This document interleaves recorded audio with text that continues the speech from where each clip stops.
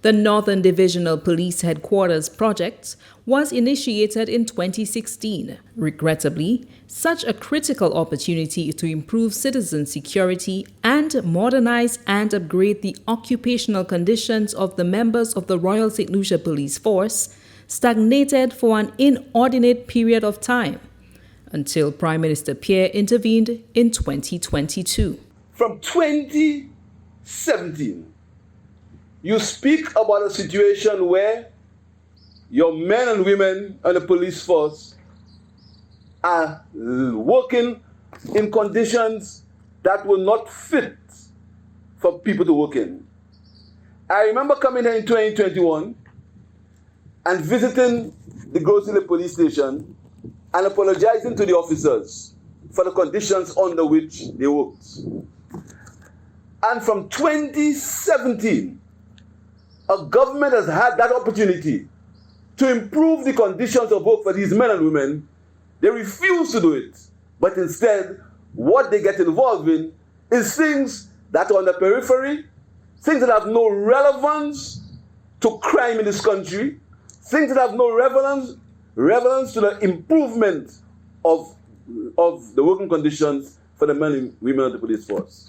And I want to thank the men and women of the cabinet, because we decided that come whatever happens, we are going to construct the police station for the people of Grosley and to house the men and women of the Royal St. Lucia Police Force. The Prime Minister's decision to pursue the construction of the Northern Divisional Police Headquarters project underscores the government's commitment to the Royal St. Lucia Police Force and the protective services. And so, despite the fact that we have a Minister of Tourism who has ensured that Grosley be given the resources and, of course, the physical development to bring in the tourists and enjoy the constituency, despite the fact that we know how important these initiatives are, despite the fact that we have a Minister of Education who understands the need for Grosley to have its own library, despite the fact that we have a Minister of Health who understands the need for the Grosley Polyclinic to be up and running effectively, this project can be considered one of the most important for the constituents of Grosley. Building the Northern Divisional Police Headquarters satisfies a critical law enforcement need and further strengthens the national security mechanisms.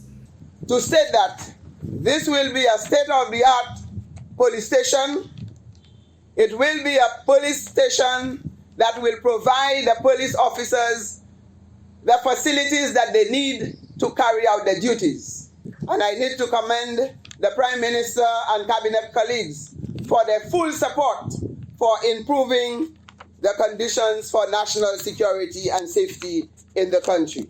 Upon completion of construction, the new Northern Divisional Police Headquarters situated in Massad, Grosley will house several law enforcement units, namely Criminal Investigations Department, Special Services Unit, Crime Scene Investigations, and Traffic Department.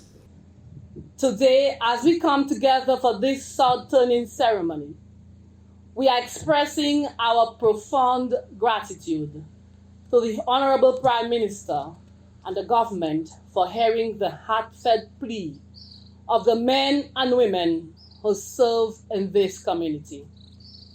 The significance of this event cannot be overstated, as it signifies a tangible commitment to improving the working conditions of our dedicated law enforcement personnel. The approved budget for the project is $35,925,822. The Northern Divisional Police Headquarters will occupy 30,000 square feet of floor space on 2.6 acres of land. The expected duration of the construction phase is 18 months.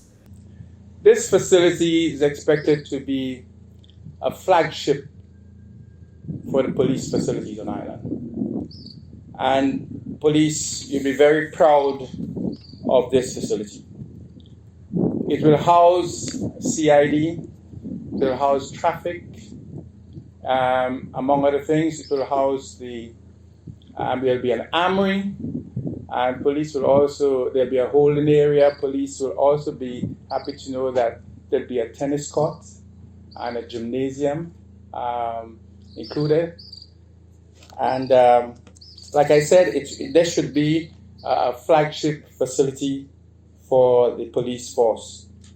The project will be executed under a build, own, lease, transfer or BOLT agreement between the National Insurance Property Development and Management Company Limited, NIPRO, and the Government of St. Lucia.